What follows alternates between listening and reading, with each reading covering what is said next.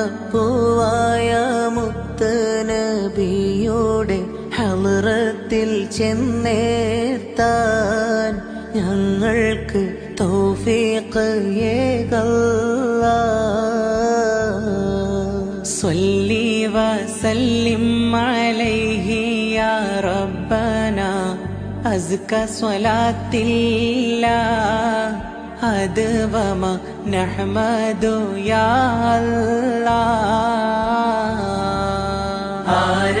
ആരംഭപ്പൂവായ മുത്ത് നബിയുടെ ഹദ്റത്തിൽ ചെന്നെത്താൻ ഞങ്ങൾക്ക് തൗഫീഖ്